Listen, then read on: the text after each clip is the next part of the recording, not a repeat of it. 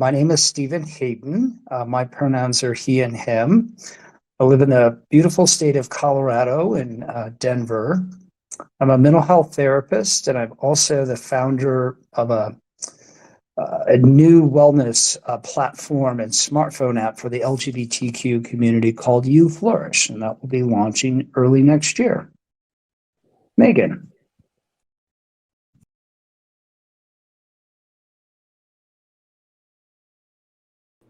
Yes, sorry, I was just trying to get back to the unmute button. Hi, my name's Megan. I use she, her pronouns, and like Stephen said, I'm a colleague of his at our nonprofit and soon to launch wellness platform, You Flourish. I'm also a trained social worker, just obtained my master's this past June.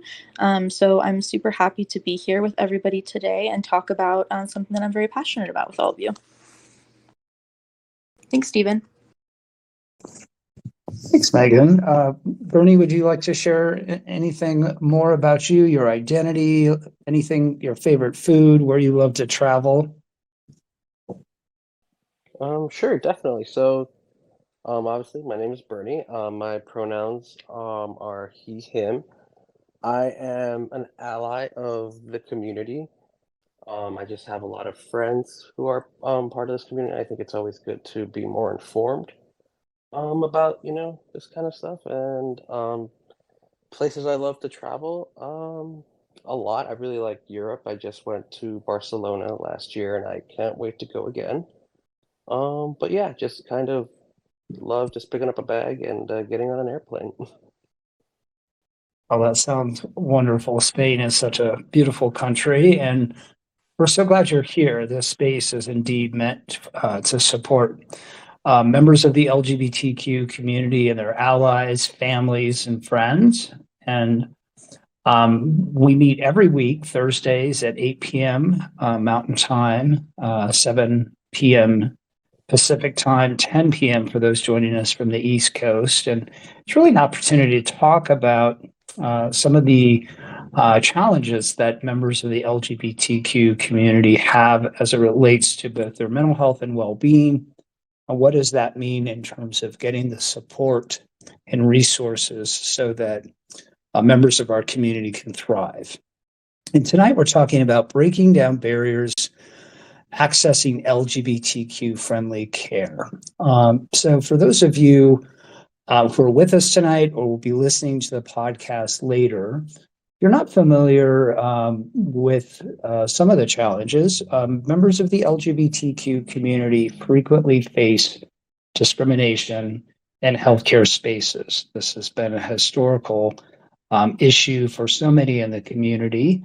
Within the profession of psychology and mental health, until 1973, being what was considered called homosexuality was actually a disorder, and the manual used to diagnose folks for a mental illness. So it wasn't that long ago that it was considered a pathology or a disorder.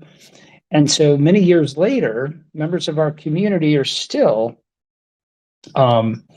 have concerns about the type of treatment that they access. And of course, in the midst of that time that had passed, we had the unbelievable impact from the AIDS crisis in the 1980s into the early 1990s, where particularly gay men, but other folks from our community really struggled to get the information and resources they needed to treat this devastating disease and all of the stigma and discrimination that members of our community faced at the time. So tonight, our focus is going to be talking about some of these challenges, thinking about what resources are available to members of our community and how we can support one another so we can live our best lives. I do like to start our sessions with a motivational message. We'll chat. This is a space to ask questions, to share resources that you might have with one another. And then we'll finish tonight with a meditation. I think it's important to have us all feel really centered as we go back to our lives, whatever that entails for the rest of the evening. So Thanks for being here, Barb. Welcome. We're so glad you're here with us tonight. Excellent. All right, so just a little message to get us connected together tonight. Each of you are a radiant spectrum of strength, resilience, and authenticity. In a world that sometimes misunderstands or challenges your journey, your courage to embrace your true selves is a beacon of hope and inspiration. Remember, your mental health is a vital part of your journey. Just as you've navigated the complex waters of identity and acceptance, you have the inner strength to navigate the twists and turns of your mental health journey. In this safe and supportive space tonight here on the Circles app, know that you're never alone. Together, we celebrate your victories, both big and small. We stand by you during moments of doubt, and we lift you up when the weight feels too heavy. Your unique experiences, your stories, and your truths enrich the tapestry of this group. Each of you is a source of wisdom, resilience, and boundless potential. By sharing, listening, and supporting one another, we create a powerful force for positive change. Your mental wellness matters, and taking care of it is an act of self-love. Reach out, speak your truth, seek the support you deserve. Your well-being is our shared mission, and together we can overcome any challenge. Embrace your journey, cherish your identity, and remember that within this community and this group tonight and on this app Circles, we're celebrated, valued, and loved just as you are. And together we will rise up against the forces of discrimination and hate that we see in communities across this country and build a better future for all of us. So I'm really grateful that you're here with us tonight. Barb, if you're comfortable, welcome to share, introduce yourself, your pronouns, maybe tell us where you're from if you feel comfortable. Well, I don't feel that comfortable, but it's okay. Excuse me. My name is Barb. I live in New Jersey, and my pronouns are probably they, them. I'll say that. And I'm just here to listen and learn. Great. Well, thanks again for being with us tonight. So as I mentioned at the start of our session, we're talking about accessing affirming healthcare services. And it's a challenge for so many LGBTQ folks, as well as many socially stigmatized identities. Tonight, our focus will be on members of the LGBTQ plus community. So I know it's probably a great question to ask, which is, what is affirming care? What does that mean? And for us at You Flourish, our team at Envision You, a nonprofit focused on supporting the mental health and well-being of the LGBTQ community, it means that healthcare services and the support must be respectful, inclusive, and understanding of the unique needs and experiences of LGBTQ individuals. It involves creating a safe and welcoming environment where patients and clients can be open about their sexual orientation, gender identity, and health concerns without fear of discrimination or judgment.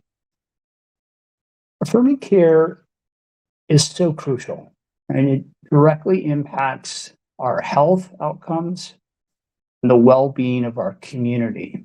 When we have the opportunity to connect with a provider who delivers that affirming and culturally responsive care, excuse me, it fosters trust and encourages regular healthcare seeking. This in turn leads to better health outcomes and reduced health disparities. So really, to kind of break that down, it just means that it's a safe place to be where we can show up and be our authentic self. We don't have to hide any parts of ourself to know that we're going to get great care. And whether it's talking about sexual health, our relationships, things that might pose challenges because of our identity, our healthcare providers absolutely must be prepared to deliver that great care to members of our community. And unfortunately, that doesn't always happen.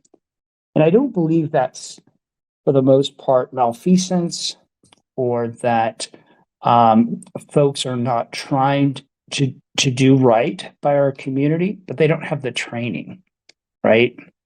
And so they often turn to members of our community to help educate them.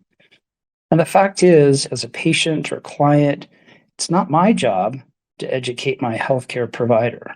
I want them to understand some of the unique challenges that I have, that I confront in my daily life, what it's like to live in a community where microaggressions happen at every turn, or maybe I fear losing my job simply because somebody at work finds out that I'm a gay man, or that I'm denied housing or prevented from engaging in activities that are important to me. And as we've seen lately, in fact, there are some places that are actively pushing for regulations and restrictions on some forms of gender affirming care for members of our community. So indeed, it can range from ignorance and lack of training to outright hostility. So I'll stop there, and I just wonder what you all think when you hear the phrase affirming healthcare, and if you're comfortable sharing an experience that you may have had that either went really well and you really appreciated that professional and how they treated you, or perhaps you had a bad experience.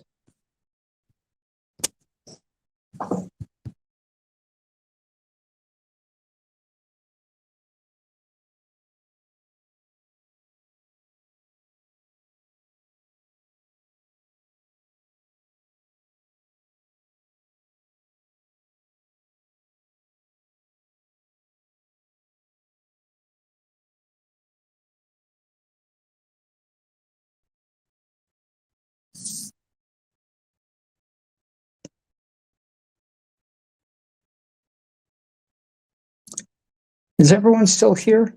Megan, can you hear me? Yes, I can still hear you. Okay, I can jump in. Can I provide a positive example of yes, please. yeah, so I actually had an experience with a mental health provider who I don't think I shared this earlier in my introduction, but I identify as a person who's in recovery from a substance use disorder. And I actually fairly recently had worked with a mental health provider who didn't have much experience working with somebody who struggled with a substance use disorder. And very early on in our sessions, she actually just straight up told me that and was very honest about that. And even explicitly said to me, I want to educate myself so that when I come to work with you, I understand what I'm doing. And that I just think is such a wonderful example of what affirming care can look like. Affirming care isn't just something that folks who identify as a member of the LGBTQ plus community need and deserve. It's something that, you know, anybody, depending on their life experience, their diverse identities, it can look like many things. But I just think that education piece and not having to be the patient who tells your provider how to do their job is something that's super important. So thanks for that question, Stephen. Thanks for sharing, Megan. What a great example.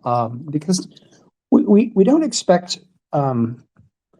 medical or mental health professionals to be subject matter experts across every topic or every disorder.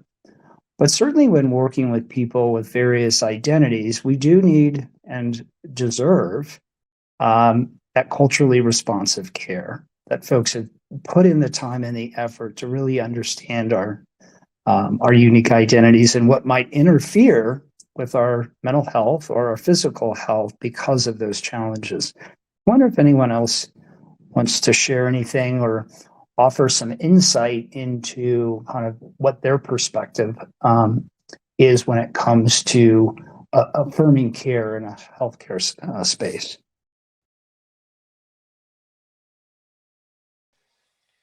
Yeah, I think for me, I've just I haven't had any bad experiences in that, but I have heard of some friends of mine who live in other states, who do not, get the, I feel like the proper respect, and it's just kind of different. Thanks, Bernie, for sharing.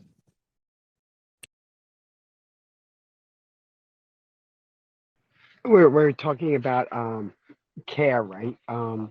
As far as affirming care, I feel as though for me it was um finding the right person for me, and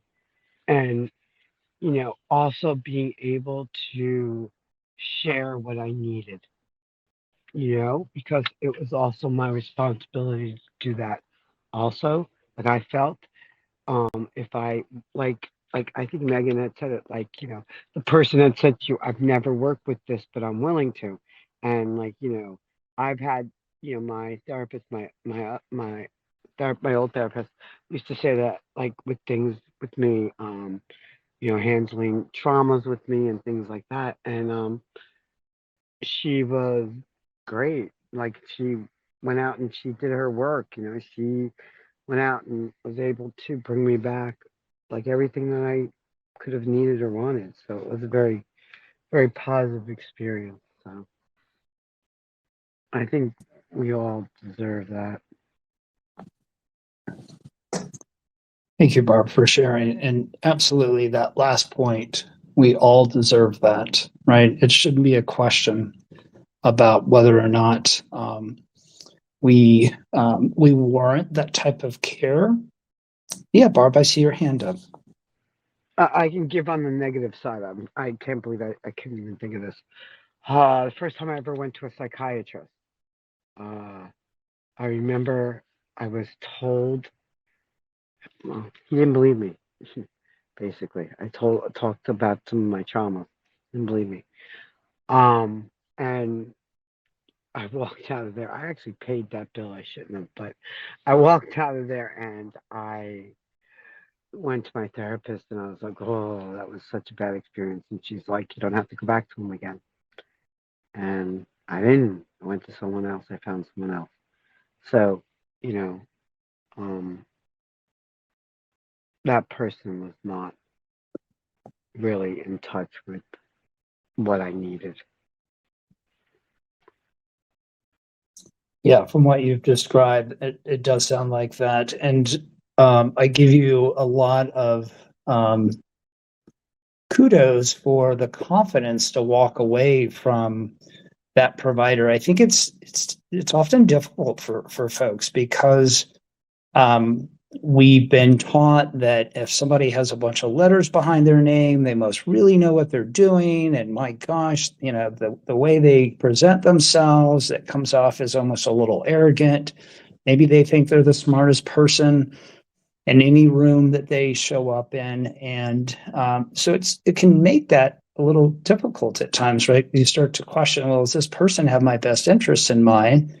And then there's a voice that comes in and says, yeah, but they're a doctor, right? They're the ones that went to school. This is what I've been told, that this is the person who knows what's best for me. And I'm so glad we're moving away from that type of healthcare system where today, if you are in a clinic or hospital treatment facility that's delivering affirming care, it's all centered around you, the whole experience, right? And the providers are working with you, in tandem with you, to achieve your health or mental health goals. They're not dictating what those goals should be. They're not telling you what treatment you should absolutely undertake, but are making recommendations in consultation and collaboration with the patient. And that's such a wonderful experience for those of us who've been in that setting, like Megan had recently, where you left, I'm sure, Megan, feeling really empowered and heard from your provider. I wonder if you could share a little bit more, Megan.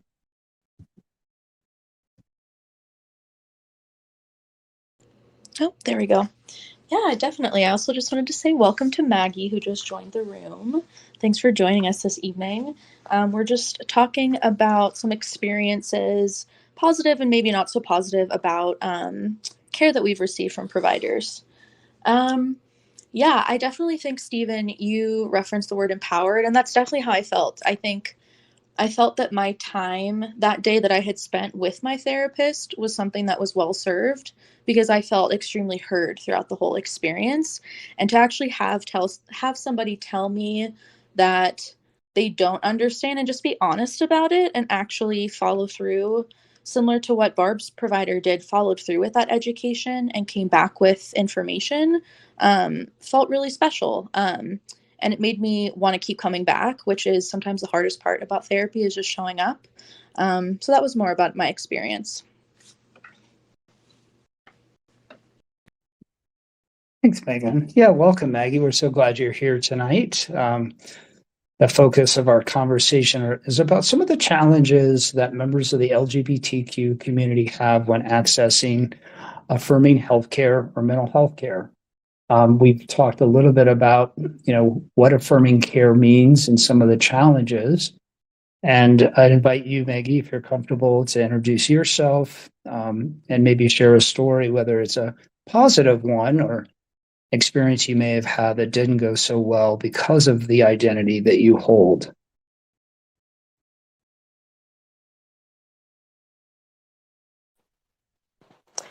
Okay. So my name is Maggie, and I'm pansexual. And my doctor's office started to implement asking us those questions for the first time ever since I've been going there, after probably 6 or 7 years. They started asking for pronouns and gender identity and sexuality. And I was really excited about that, because I thought, wow, okay, so they're getting up to speed. They're finally, implementing this stuff. But then the questioning that I got after that, my doctor reviewed that, became very intrusive. It was almost like I really felt like she was assuming that I'm having sex with a lot of people. And even though I was trying to answer those questions and say, no, that's not the case. I am in a relationship with one person, and we've been together for a long time, and we're married, and they still, and she still kept asking some of those questions. And I just felt like, okay, so they're trying to be affirming, but they are clearly not trained on how to do that or what that means. I completely got that impression from the whole experience, and it was very frustrating to me. But I have had a positive experience with my therapist, who was actually trained to be affirming. And so never had any weird questions from her. So it's just kind of really highlighted how different it is when there's truly well-trained affirming care and there's not at all well-trained affirming care.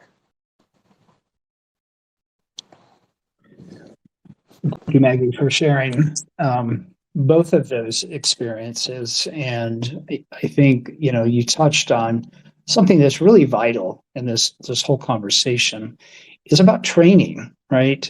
When folks are educated on both language, importance of creating that inclusive, safe space for their patients or clients, and they have a better understanding of what these various identities mean, why it's important to use pronouns. For many people that are gender nonconforming or transgender, the name that would appear on their government ID or their insurance card may be very different than the name that they use. And so it's important that medical professionals are collecting information so that when you show up in that patient room, they're referring to you by the correct name, they're using the right pronouns, they're not asking intrusive questions, and they're not asking you to educate them, in this instance, on what pansexual means. And I've seen that so many times in patients that I've seen who have had bad experiences with healthcare providers, where they, it felt like it was an information session for the doctor, not actually a clinical session for the patient.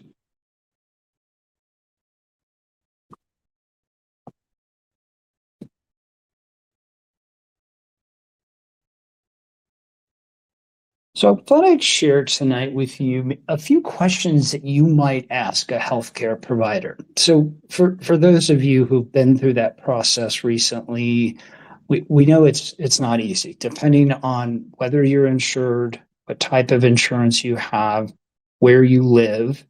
That can all impact the availability of who is a potential healthcare provider for you.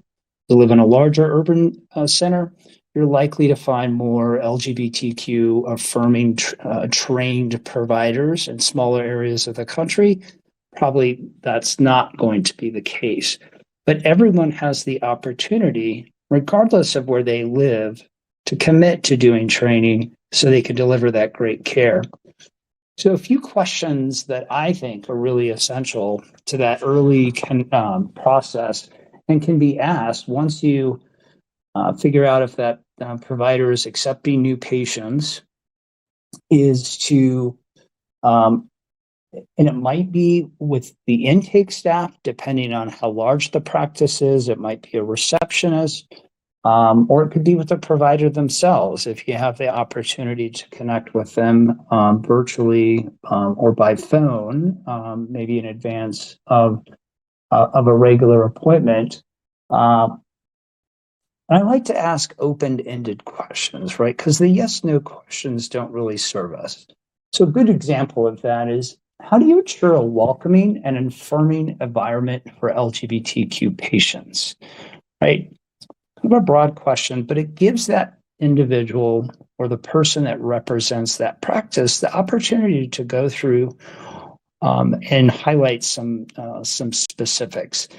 I wonder if anyone has some examples of things that they would want to see or hear in coming into an affirming healthcare practice.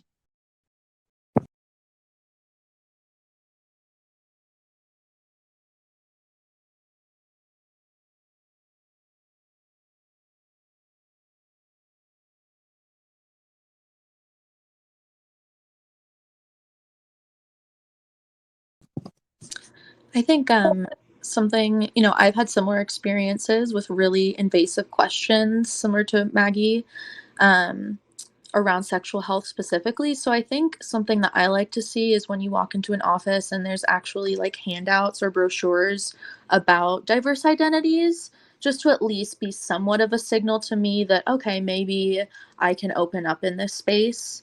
So that can be like an environmental signal that I look for.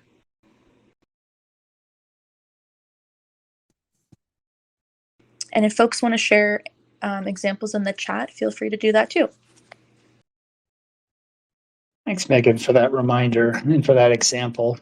I'll share, I recently switched my primary care provider and I went in to complete all of the intake paperwork. I identify as a cisgender male, but the front desk staff doesn't know that. And certainly the intake form didn't take into account that I might possess other identities.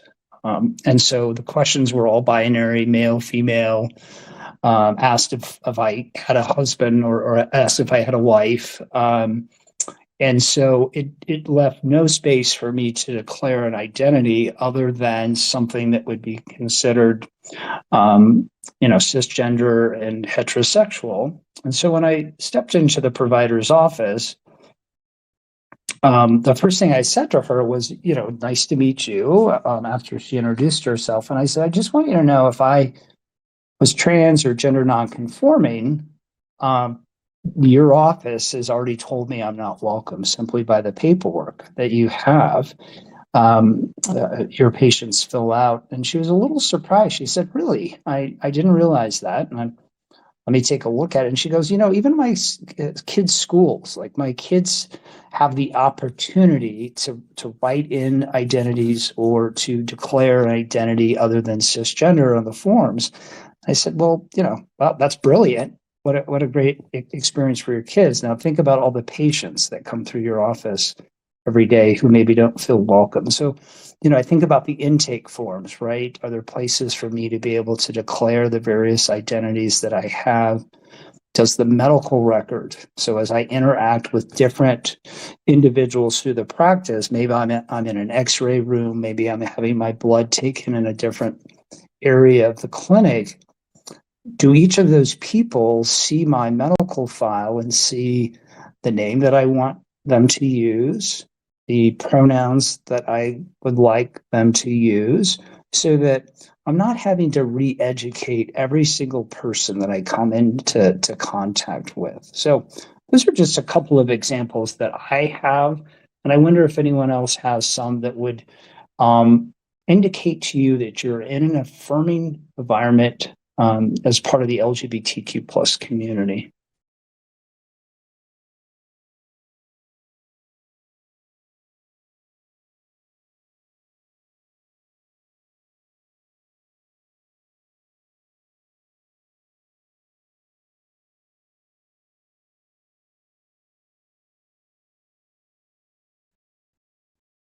While you're thinking of examples, we've talked about training. I think that's another question that's important for us to ask a medical or mental health professional. It's just as simple as saying, have you received training and working with the LGBTQ plus community? And this is important. And can you provide examples of that training? Right? So I want to know that the provider has taken some training. And I'd also like to know it was more than a 20-minute video that they found on YouTube, right? I want to know that it's a solid evidence-based training program that's really going to support their ability to deliver high-quality care that supports all of my needs as a gay man. Anyone else have examples?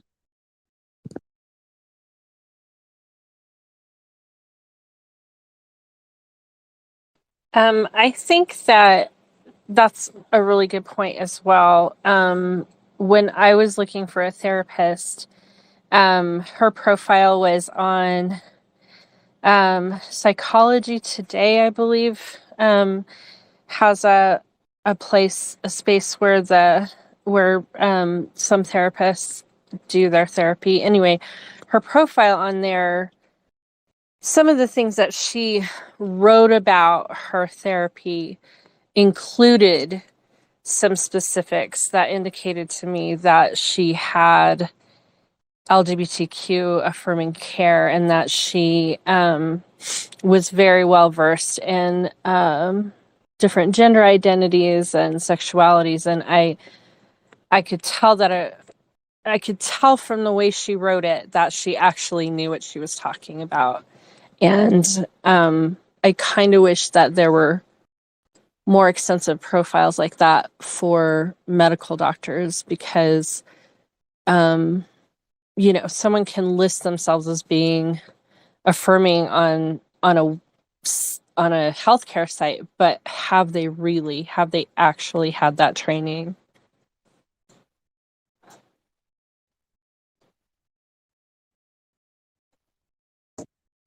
Yeah, thanks, Maggie, for that. And indeed, most of the directories that you will find simply allow a professional to opt in, to check a box and say, I'm welcoming, I'm willing to serve the community. And, Maggie, to your point, that's not enough, right? It's not enough to have a pride flag in your window. It's not enough to check a box and say, I'm willing to work with the community. It really goes much, much beyond that. And that's where, asking a provider to give you some specific examples about what that training was. I think that can hopefully give you some additional insight so that you're able to make the right decision for yourself.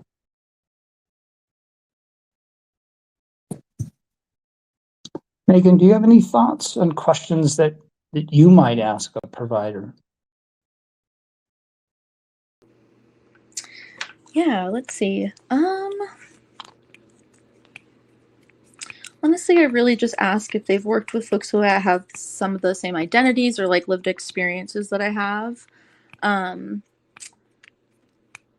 guess my question that's coming up for me is how might people find providers that are, doing more than just checking a box?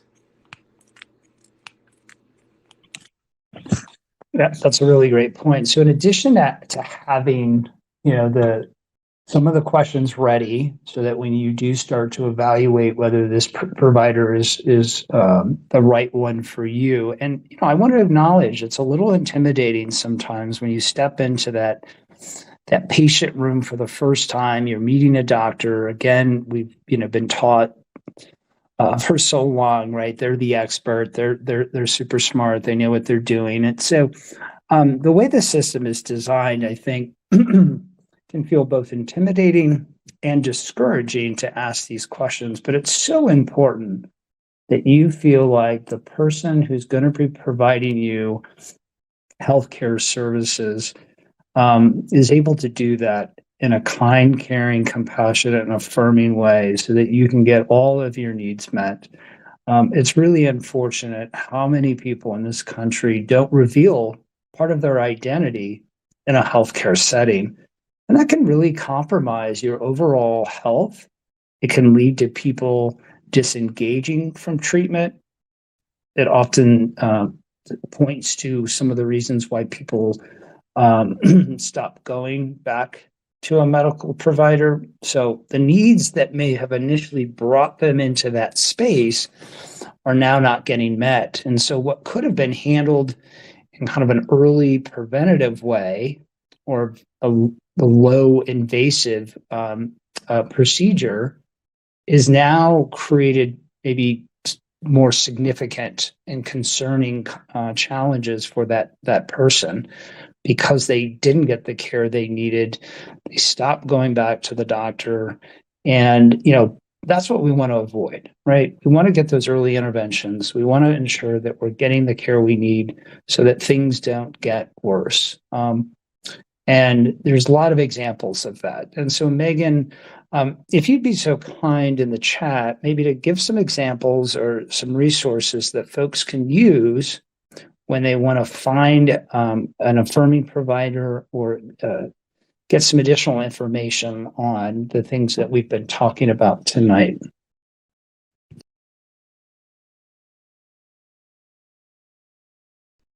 While Megan's doing that, I wonder, does anyone have any questions about what we've talked about? This is a good opportunity to ask those or share any additional insights that you have, maybe questions that you've asked providers in the past.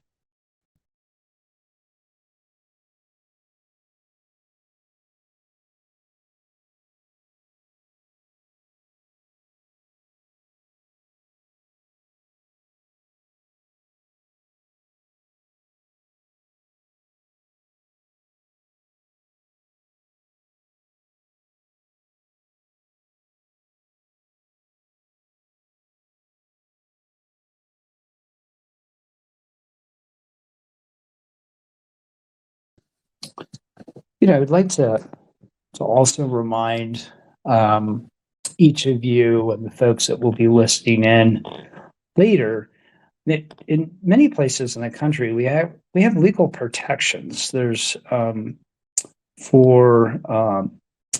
protect members of the LGBTQ plus community, and there are opportunities to report malfeasance or poor care to regulatory agencies. And so if you do find yourself in a healthcare setting that where you've encountered discrimination or a denial of care because of your identity, it's important to consider what your rights are, because in many places it's illegal, and across the country for licensed medical professionals and licensed mental health providers, it goes against our code of ethics. So not only is it illegal in many places, it actually goes against our ethical practices. And so it's important that if we find ourselves in a setting where we've been discriminated against, that that we find a way to advocate for ourselves, so that that you can ensure that one, you're not going to continue to experience that type of treatment, but that providers who are delivering that type of care can be held accountable.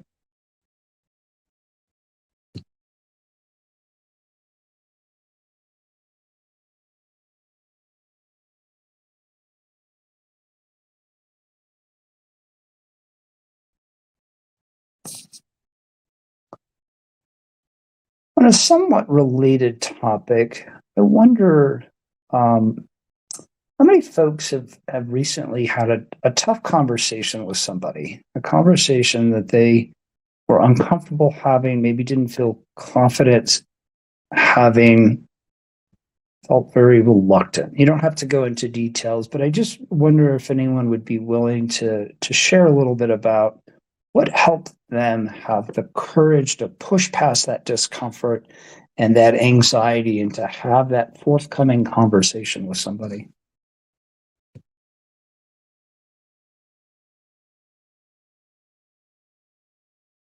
I'll go. One, because it was in my best interest.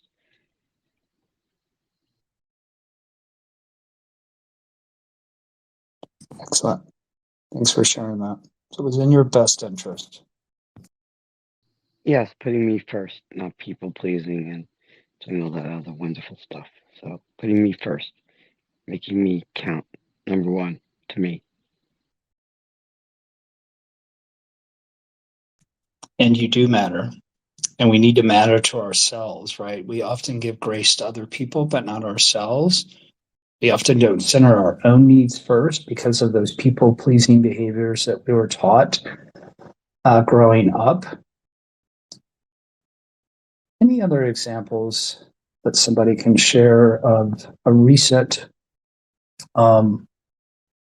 incident where they had the courage to sort of stand up and set boundaries, or to push back against something that didn't feel right?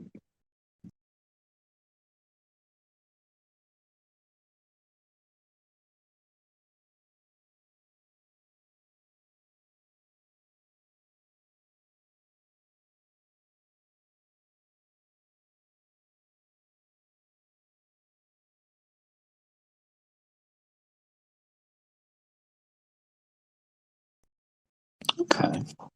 Well, thank you for sharing that. And the reason I asked is that the question is to just think about, when we're in those situations, particularly in a healthcare setting, we need to be our best advocate. We're the ones that need to advocate for ourselves and the care that we deserve. And sometimes it does mean having those uncomfortable and difficult conversations, right? We're not there to please our provider.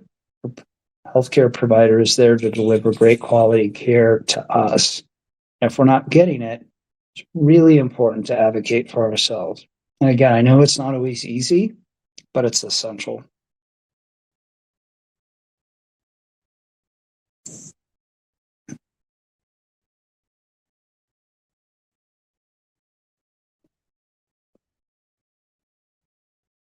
As we start to wind down tonight,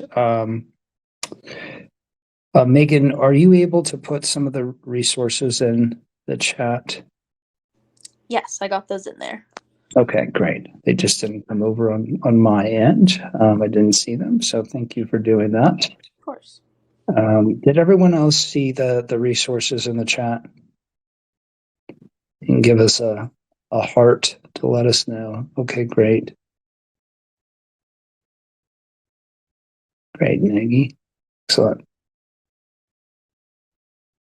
Great. Well, before we wrap up tonight, we've got a little less than 10 minutes. I do want us to spend just a few minutes in a guided meditation to kind of settle us and center us for what's ahead. When we finish the meditation, I'd like to invite each of you to share something that you learned tonight and how you might feel better prepared to have conversations with a healthcare provider moving forward. So if everyone's okay with that, I'm going to start with our meditation for tonight, and then invite you in to share your reflections on our conversation tonight. So I invite you to begin by closing your eyes gently. Take a deep breath in through your nose and exhale slowly through your mouth. Let go of any tension in your body and allow yourself to fully relax. Let's start by bringing awareness to your body. Feel the weight of your body sinking into the surface beneath you. Take a deep breath, and as you exhale, release any tension you may be holding in your body. Now, focus your attention on your feet. Notice any sensations in your toes, the arches of your feet, and your heels. Allow any tension to melt away. Move your awareness up to your ankles, then your calves and shins. Feel any tightness or discomfort dissolve as you breathe. Continue to scan your body, paying attention to your knees, thighs, and hips. Allow your muscles to soften and relax. Bring your attention to your lower back and abdomen. Release any tension you might be holding in this area, letting it melt away with each breath. Move up to your chest and upper back. Feel your breath naturally rise and fall in this area. Now focus on your shoulders. Let them drop away from your ear, and imagine any stress or weight lifting off of them. Bring your awareness to your arms, from your upper arms down to your fingertips. Feel any remaining tension dissipate. Shift your attention to your neck and throat. Let go of any tightness and allow your breath to flow freely. Now focus on your face. Relax your jaw. Unclench your teeth and soften the muscles in your cheeks and forehead. Allow your whole face to be smooth and at ease. Take a few moments to simply focus on your breath. Inhale deeply through your nose for a count of 4. Hold your breath for a count of 4. And then exhale slowly through your mouth for a count of 4. Repeat this breathing pattern for a few cycles. Breathing in, breathing out. Breathing in, and then breathing out. As you continue to breathe, imagine each inhale filling you with a sense of calm and relaxation, and each exhale carrying away any remaining stress or tension. Now let's imagine a peaceful place. Picture yourself in a tranquil natural setting. Could be a beach, a forest, a meadow, or any place where you feel completely at ease. Imagine the sights, sounds, and sensations of this place. Feel the warmth of the sun on your skin. Hear the gentle rustling of leaves, the soothing sound of ocean waves. You are safe and secure in this peaceful environment. I'd like you to repeat the following to yourself. I am calm and I am in control. And now repeat the following. I release stress and I invite peace into my life. I release stress and I invite peace into my life. So take a moment to express gratitude for the time you've dedicated to your well-being tonight by joining us in this circles group. And when you're ready, gently bring attention and awareness back to the present moment. You can open your eyes, and I invite you to share how you feel, some reflection on what we've talked about, and anything that maybe you've learned tonight.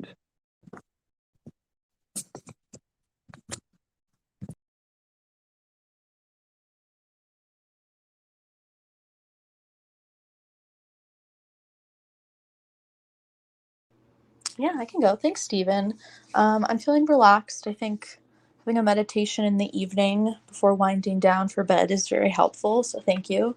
I'm really taking away something that Barb had said today when talking about boundaries, and that was the statement that it was in my best interest. And I think it's really easy to forget to be advocates for ourselves, especially depending on that relationship that we're trying to set a boundary with. So I appreciate that, and that was something that I needed to hear today. So thank you, Barb.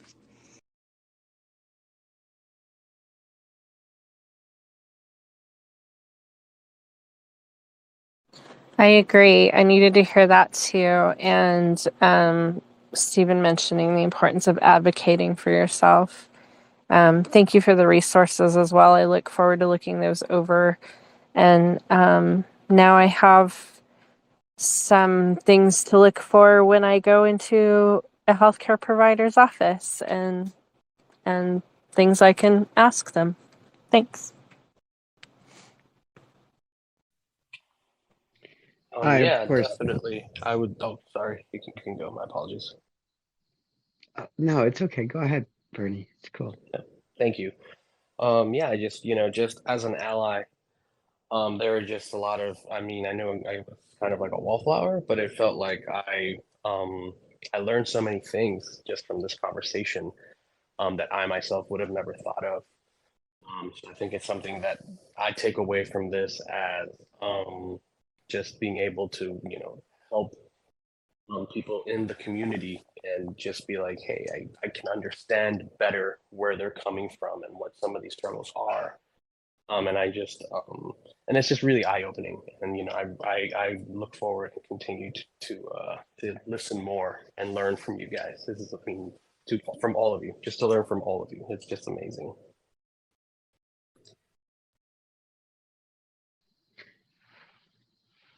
You're amazing, Bernie, just for being here.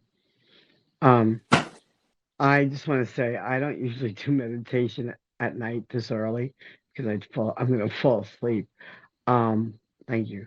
Because I don't usually settle down till 3 o'clock in the morning. What am I taking away? What am I taking away? Taking away that I lucked out when I got my therapist. I'm also taking away what you popped into the chat because I already checked it out a little bit.